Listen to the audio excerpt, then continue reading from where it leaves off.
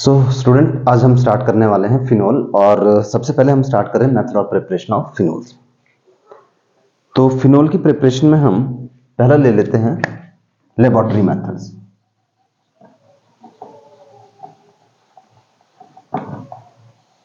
मतलब जब small scale पे इसको अगर बनाना हो फिनोल को तो हम कैसे बना सकते हैं। इसका फर्स्ट मेथड है from benzene sulphonic acid. First method is from benzene sulphonic acid. In fact इसके ऊपर एक एनसीईआरटी में क्वेश्चन भी है, उसको तो हम बाद में डिस्कस करते हैं। तो फ्रॉम बेंजीन सल्फोनिक एसिड में हम क्या करेंगे, हम लेंगे बेंजीन और H2S2O7 oleum.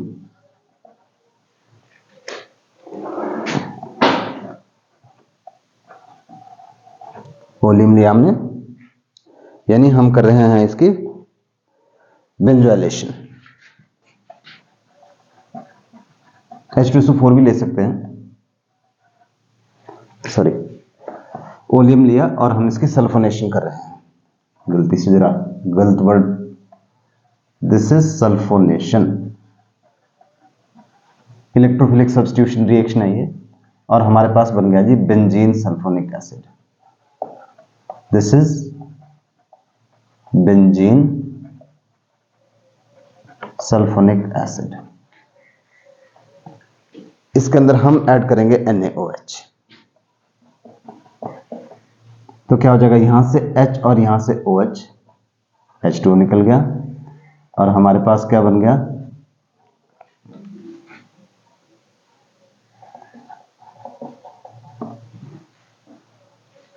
Sodium salt of benzene sulphonic acid.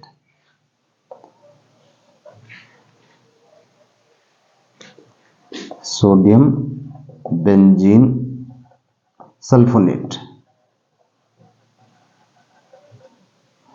फिर दोबारा से इसमें NaOH और ऐड करेंगे, तो हमारे पास Na2SO3 निकल गया एंड साथ में H2 ये निकल गया। और यहां पे क्या बन जाएगा, sodium phenoxide. This is sodium phenoxide और इसकी हम डाइल्यूट HCl हाइड्रोलाइसिस करेंगे एसिडिक मीडियम में और NaCl रिलीज हो गया and finally we get phenol. तो हमारे पास फिनोल बन गया। तो ये फर्स्ट मेथड है फ्रॉम बेंजीन सल्फोनिक एसिड। अगर हम एनसीईआरटी में क्वेश्चन देखें तो इस टॉपिक पे क्वेश्चन दिया हुआ है एक्सरसाइज में, एंड क्वेश्चन है जी 11.12 एक्सरसाइज का 11.12 क्वेश्चन है। क्या क्वेश्चन है मैं पढ़ के बता देता हूं आपको। You are given benzene concentrated H2SO4 and NaOH। Write the equations for the preparation of phenol using these reagents. तो उसका आंसर फिर ये होगा हमारे पास। तो फर्स्ट लेबोरेटरी मेथड हो गया जी हमारे पास। अब सेकंड करते हैं जी हम, और वो है from benzene diazonium chloride. Second method is from benzene diazonium chloride.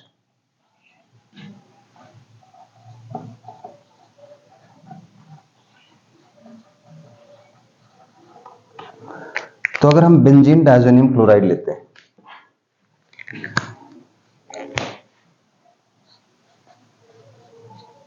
This is benzene diazonium chloride N2Cl, और इसको अगर हम एसिड की प्रेजेंस में वार्म करते हैं 293 केल्विन के आसपास, या कई बार सिंपली हीट लिखा होता है, तो हमारे पास फिनोल आ जाएगा जी,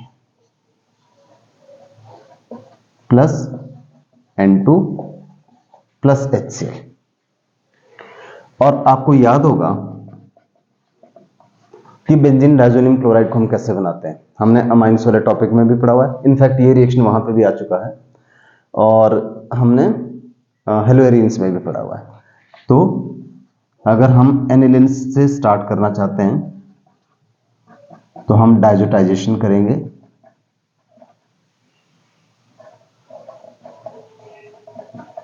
NaNO2 और HCl, 0 से 4 डिग्री सेल्सियस के बीच में टेम्परेचर, और हमारे पास क्या बन जाएगा, benzene diazonium chloride. So this is diazotization reaction.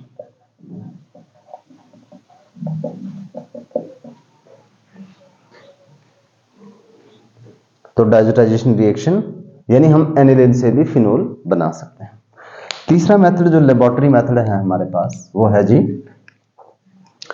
From Grignard reagent. Third method from Grignard reagent.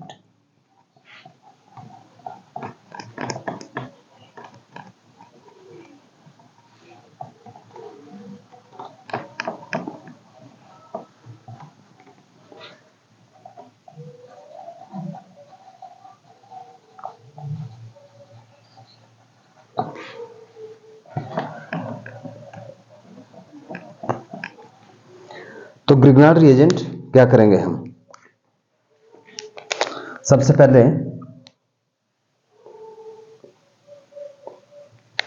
हम लेते हैं जी फिनाइल मैग्नीशियम ब्रोमाइड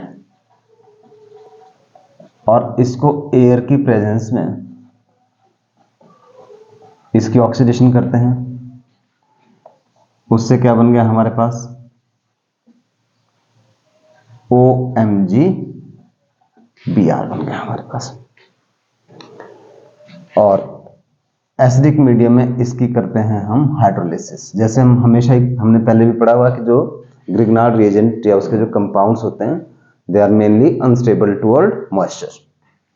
तो यहां से MgBr और OH ये रिलीज हो गया, क्या बन गया जी, बन गया हमारे पास OH प्लस MgBr इस तरह से। तो ये फिनोल आ गया इसमें। तो ये सारे मेथड थे हमारे पास अभी तक लेबोरेटरी मेथड्स। अब हम कर लेते हैं और इंडस्ट्रियल मेथड।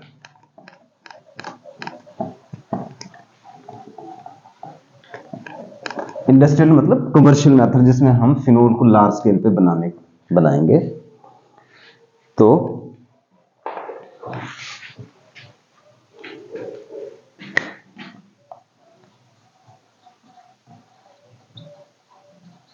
इंडस्ट्रियल मेथड्स हमारे पास दो हैं, जिसमें से फर्स्ट हम जो करते हैं वो है by Dow's process. Dow's process हमने ऑलरेडी डिस्कस किया हुआ है।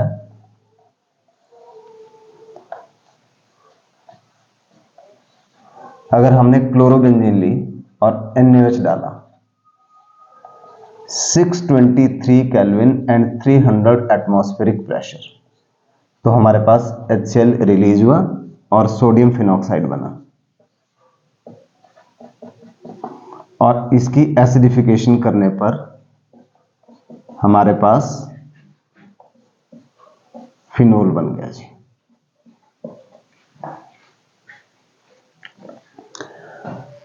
तो हमारे को इतनी स्ट्रॉन्ग कंडीशन क्यों अप्लाई करनी पड़ी, मतलब NaOH डाला हमने 623 केल्विन टेम्परेचर, फिर एटमॉस्फेरिक प्रेशर, फिर एसिड। तो आपको याद होना चाहिए रीजन क्या था, क्योंकि जो हेलोएरिन्स होते हैं they are less reactive toward nucleophilic substitution reaction, मतलब कार्बन क्लोरीन की बॉन्ड बहुत ही स्ट्रॉन्ग है, रेजोनेंस इफेक्ट था, दूसरा हाइब्रिडाइजेशन था। मेनली दो इफेक्ट थे, उसके अलावा और भी थे जो कि हमने उस क्लास में डिस्कस किए हैं। तो कार्बन और क्लोरीन की बॉन्ड बहुत ही स्ट्रॉन्ग होती है हेलोएरिन्स में, इस वजह से we need strong condition to replace this Cl by OH group. तो फर्स्ट हो गया जी बाय डाउज प्रोसेस। सेकंड है हमारे पास बाय क्यूमिन प्रोसेस।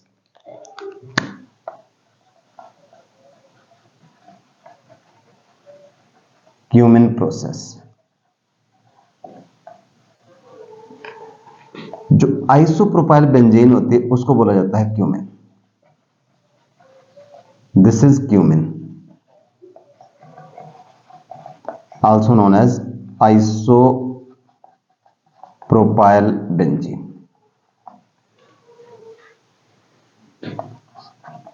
तो एयर की प्रेजेंस में सबसे पहले होती है इसकी ऑक्सीडेशन, और हमारे पास बन गया क्यूमिन हाइड्रोपरऑक्साइड। कैसे याद रखेंगे?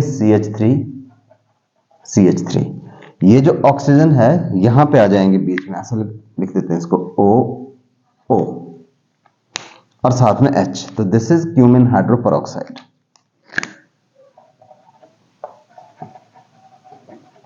Cumin hydroperoxide.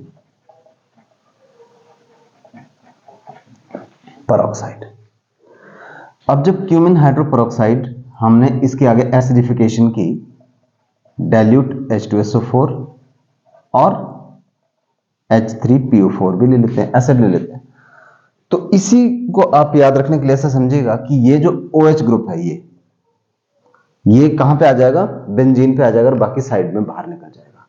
मतलब हमारे पास क्या हुआ, ये बेंजीन पे आ गया जी OH ग्रुप ऊपर से, और बाकी क्या बच गया?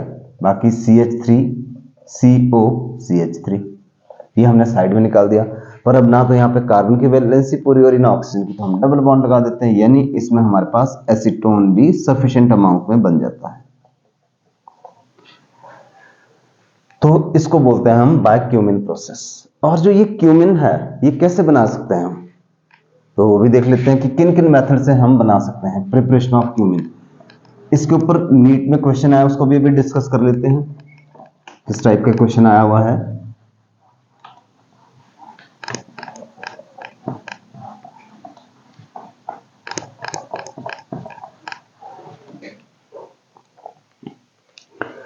तो प्रिपरेशन ऑफ क्यूमिन,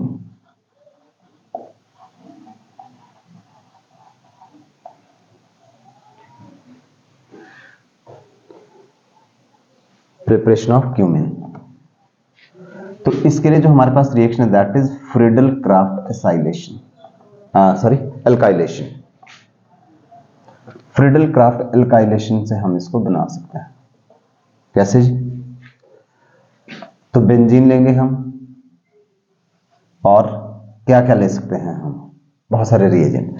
सबसे पहले तो हम लेंगे CH3 CHCl CH3 in the presence of anhydrous AlCl3। यही नहीं, हम आइसोप्रोपाइल क्लोराइड की बजाय हम ले सकते हैं N propyl chloride. N propyl chloride से क्या हो जाएगा? N प्रोपाइल क्लोराइड से हमारे पास पहले कार्बोकेटायन बनेगा और वो रीअरेंज हो जाएगा आपस में। देन एल्कीन भी ले सकते हैं हम, propene, in the presence of कोई भी एसिड H3PO4 ले लिया। उसके अलावा हम ले सकते हैं इथेनॉल भी ले सकते हैं, propanol, in the presence of acid. तो यहां पे सब केसेस में क्या हो जाएगा? हमारे पास कार्बोकेटायन बनेगा। इसमें तो सीधा ही सेकेंडरी कार्बोकेटायन बनेगा। इसमें क्या हो जाएगा कि पहले प्राइमरी कार्बोकेटायन बनेगा और रीअरेंज होकर सेकेंडरी हो जाएगा। अगेन इसमें भी मोर स्टेबल सेकेंडरी बनेगा, और इसमें भी सेम कि जब हम इसका मैकेनिज्म देखते हैं तो पहले प्राइमरी कार्बोकेटायन जो कि रीअरेंज होकर सेकेंडरी था और वो बेंजीन के ऊपर जाकर अटैक करता है। तो इन सब मेथड में हमारे पास जो फाइनली बन गया प्रोडक्ट वो बन गया जी आइसोप्रोपाइल बेंजीन और क्यूमिन। ठीक है, तो ये हो गया जी हमारे पास method of preparation. Let us take one question जो कि मैं कह रहा था अभी कि नीट में आया हुआ है और दूसरे एग्जाम्स में भी आ सकता है।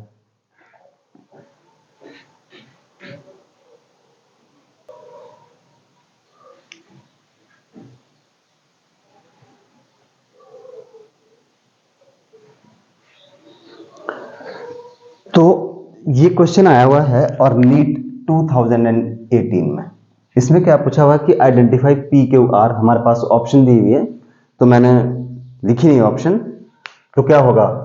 P क्या बनेगा इसमें? P बनेगा इसमें क्यूमिन, CH CH3 और CH3, और Q और R क्या बन जाएगा? Phenol and acetone. तो उसमें ऑप्शन दी हुई है जो कि हमारे को करेक्टिवली देखने की कौन सी है। ये वाला जो क्वेश्चन है नीट 2019 का, फिर से सेम टॉपिक पे क्वेश्चन आ गया। यहां पे क्या पूछा कि structure of intermediate A in the following reaction. तो जो इंटरमीडिएट ए बन रहा है बोलते हैं उसका स्ट्रक्चर क्या होगा। अब ए क्या पूछा, फिर से उसने क्यूमेन पूछ लिया, तो ए का स्ट्रक्चर ये होगा।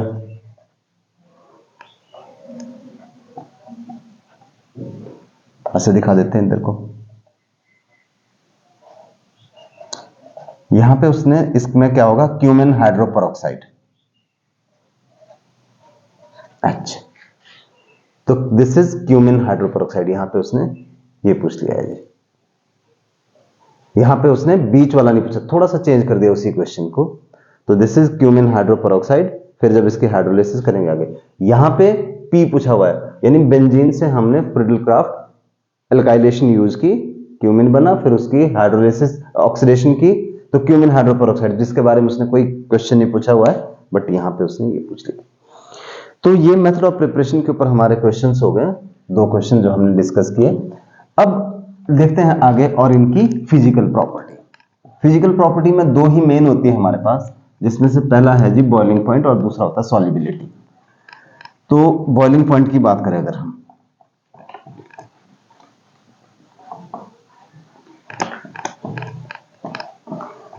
तो boiling point of phenol is higher than, मतलब फिजिकल प्रॉपर्टीज।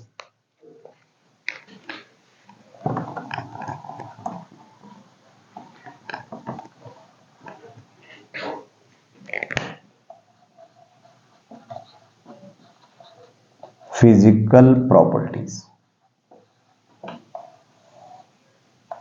किसकी, फिनोल की। फर्स्ट है बॉइलिंग पॉइंट, तो ये होगा जी higher than other aromatic compound of comparable या similar molecular mass. Similar molecular mass reason क्या है,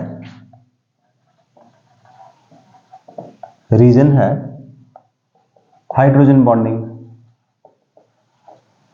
तो जो फिनोल होता है उसके molecule they are associated through intermolecular hydrogen bonding.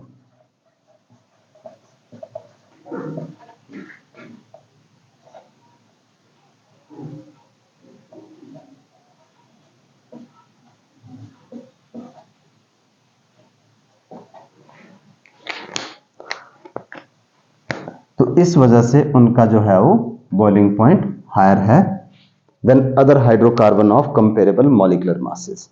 तो अगर मेरे को कहीं वैल्यूज मिल गई तो हम लिख लेंगे, अदरवाइज वैल्यू तो हम कोई लर्न करते नहीं है।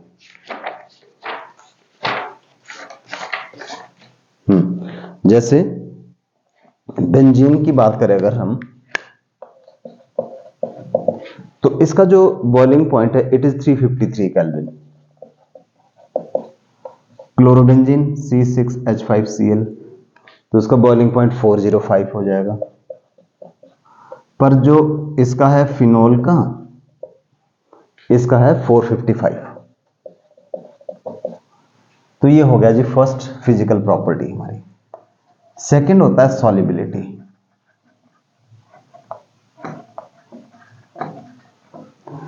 तो जो फिनोल है they are less soluble than alcohol. Phenols are less soluble than alcohol in water. क्यों? बिकॉज यहां पे जो ये हाइड्रोकार्बन पार्ट है वो लार्ज है एज कंपेयर टू अल्कोहल। तो इस वजह से हाइड्रोजन बॉन्ड जो है इतनी स्ट्रांग नहीं बन पाएगी जितनी स्ट्रांग अल्कोहल बना पाएगा। ठीक है, तो पहली बात ये होगी कि फिनोल का जो सॉल्युबिलिटी वो लेस है वाटर में एज कंपेयर टू अल्कोहल। दूसरी बात अगर हम करें तो एज जो फिनोल है they can form H bond, बना तो सकते, ऐसा नहीं कि नहीं बना सकते, यहां तो पर कंपैरिजन की बात हो रही थी ना। तो as phenol can form H bond hydrogen bond with water, so they are soluble, they are soluble to some extent, soluble to some extent in water, but they are fairly soluble, but they are fairly soluble in non polar solvent like benzene, ether, chloroform, carbon tetrachloride, उसमें ज्यादा होगा क्योंकि इसमें hydrocarbon part ज्यादा है ना। तो ये बात हो गई जी। तो ये हमारी हमने मेथड ऑफ प्रिपरेशन किया, कुछ क्वेश्चन किए और then physical property of phenol. तो इस क्लास में इतना ही। नेक्स्ट क्लास में मिलते हैं हम, जिसमें हम करने वाले हैं chemical properties of phenol. So that's all for this class. Thank you.